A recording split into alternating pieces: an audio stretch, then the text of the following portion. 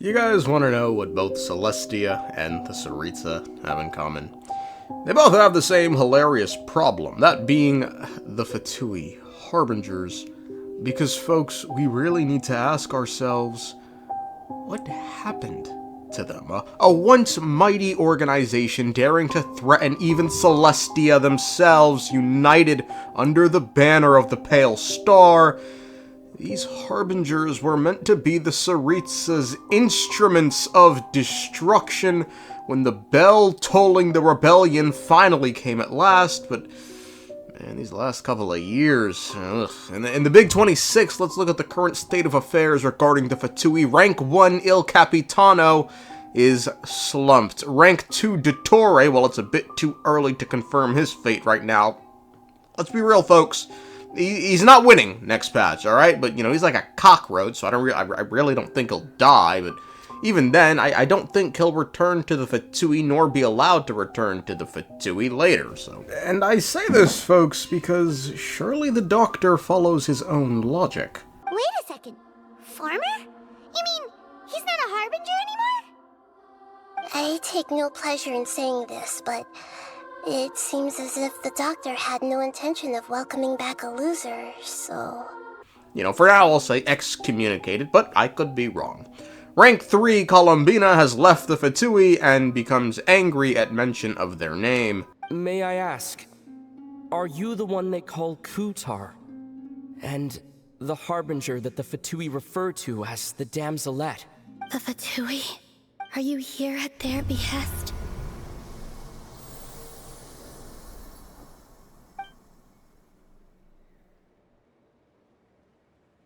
Rank 4 Arlecchino is still happily serving the Fatui and Her Majesty the Tsaritsa. Rank 5 Pocahontas is still happily serving the Fatui and Her Majesty the Tsaritsa. Rank 6 Scaramouche no longer exists and will no longer serve the Fatui. Rank 7 Sandrone is still happily serving the Fatui and Her Majesty the Tsaritsa. And as indicated, she has her own reasons for staying in the Fatui. I figured you'd leave eventually. You didn't have as much of a reason to stay as I do. Rank 8 Signora is sleeping with the fishies. Rank 9 Pantalone is still happily serving the Fatui and Her Majesty the Tsaritsa. But, like, this nigga, he doesn't even have a vision. His only power is being rich. At least Batman could fight. He did something with his money. And finally, Rank 11 Tartaglia is still happily serving the Fatui and Her Majesty the Tsaritsa. Man, Child's he's such a weird case to me. I guarantee he doesn't have a fucking clue that you're extending the Tsaritsa's plan, and if someone would just warn him, hey, you know, listen up, pal, if you keep assisting her, and you run the risk of a divine nail straight on the Snezhnaya hitting Morspoke, my life savings, he follows a more righteous path. Or maybe he doesn't, I don't know. All he cares about is power, I guess. And then there's Piero, still happily serving the Fatui, and Her Majesty the Tsaritsa. Regardless, you know, let's look at this remaining mighty band of warriors the Tsaritsa is going to ride into battle with, you know, when the day of the rebellion finally comes at last, and they're looking Celestia right in their eyes. This is who the Tsaritsa is looking. She's going to look to her right, she's going to look to her left, she's going to see an old nigga, a lesbian, a hobbit, a robot, a dude who can't fight, and a golden retriever. But when Phanes turns his gaze to the left, and then to the right, what he'll see is vastly different. The convergence will be revealed. Standing before him first is Istaroth, the incarnation of time whose breath is measured in ages and whose silence remembers tomorrow. Beyond her stands Renova, ruler of death, keeper of the final door, crowned in endings and unmoved by prayer.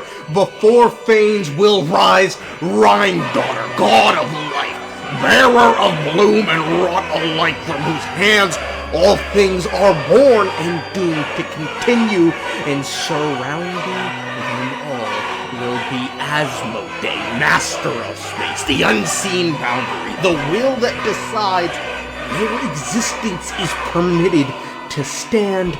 Thus, the five are made manifest, not as allies, but as laws, and in their presence, belief is irrelevant. Creation kneels regardless. Like I said, hilarious problem for both Celestia and the Tsaritsa. So, let's dole out assignments in the big war. Piero, Arlecchino, you guys are going to fight Renova. Sandrone and the Tsaritsa will take on Istaroth. Childs will run the ones with Daughter. And then Pantalone is going to pull off the hard carry miracle upset 1v2 against Asmodee and the Heavenly Principles. Nigga, you could chop off Renova's head, left arm, both legs, remove a kidney, and she still whips this ragtag bunch of fucks from existence with a finger snap solo, because never forget how she described the strongest remaining member. The Cryo Archon. With her paltry powers, she dares set her gaze on the Heavenly Principles. But what happened here? How did it end up like this? How did a group that once seemed so united, so reduce themselves to this? Folks, the answer's quite simple. In this world designed by Phanes, evil never prevails. When you assemble a group of individuals with differing agendas, with clashing egos, hidden grudges, and wildly different definitions of the greater good, unity becomes a temporary costume rather than a permanent truth. If one man can sit here and experiment on children for the greater good, but another won't accept that cost, you have a problem. And regarding the different agendas, take a look at the captain. While once seeming unyielding in his pursuit of the mission, Loafalta's sacrifice is a great pity. Her loss shall not hinder our progress. But dottore, what of Scaramouche and the Gnosis from Inazuma? I mean, folks, he literally just went, yeah, Senor is dead, that sucks, but dottore, nigga, where's the Gnosis? To all of a sudden in Notlan not giving a flying fuck about the mission, only going after the Gnosis once for the sole purpose of repaying his debt to Notlan to save the nation. I needed the Gnosis because I came here to save Natlan. That was my primary motive.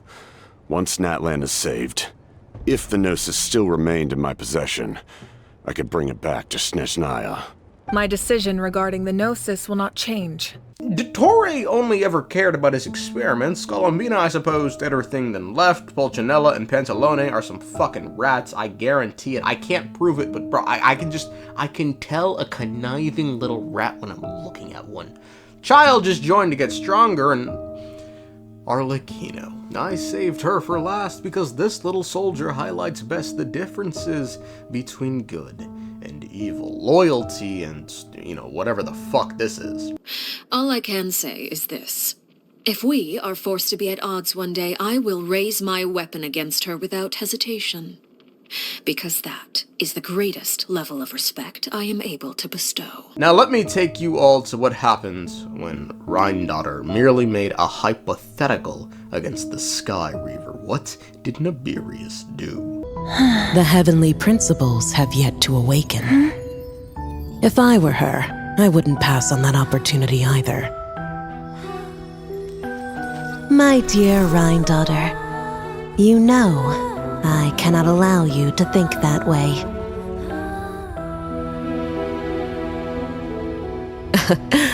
It was purely hypothetical, Nibirius. Thank you, Nibirius. Thank you very much. This is loyalty you cannot buy. This is loyalty to the cause. This is the difference between good and evil. One group fractures the moment trust becomes transactional, while the other tightens its grip when the storm hits. One fights for itself and calls it strategy. The other fights for each other and calls it duty. One demands loyalty and enforces it with fear. The other earns it through sacrifice. That's the line you're drawing. The real one. Not strength versus weakness, but convenience versus conviction. When everything is on the line, only one kind of loyalty survives. So when you ask, what went wrong with the Fatui? I answer, nothing. Nothing went wrong. Nothing changed. This collapse wasn't a failure of execution. It was a revelation. This is who they always were. Dressed up as unity while it was convenient, but the moment loyalty had a price, they checked the receipts and walked away. Back when you were under the Tsaritsa's protection, no one would have dared come at you so openly. But that protection didn't come for free. In fact, I paid dearly for it. At the end of the day, it was just another transaction. Differing agendas, borrowed convictions. Sometimes it's you using them, other times it's them using you. Most human relationships are this way. Certainly all the stable ones are. That's how it was between me and the Fatui, and also between each of the Harbingers. This end is not surprising. It was scheduled from the very beginning of the Fatui. Some would even call it fate. From the day the Tsaritsa recruited these fucking criminals, it was inevitable, really. When a group was built on self-interest, it doesn't fall apart, folks. It just simply finishes becoming itself. By contrast,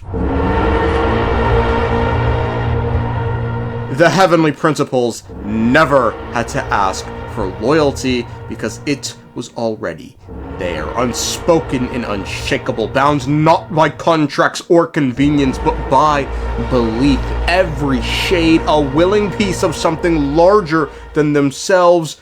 No hesitation, no side deals, no exit plan. They move as one because they think as one. And when one falls, the rest step forward without question. This, my friends, is loyalty that doesn't bend under pressure. It hardens. Call it devotion. Call it faith. Call it brainwashing. Call it whatever the fuck you want. Just don't mistake it for weakness. This is what happens when the cause comes first and everything else comes second. God bless Thanes of the United States of Celestia.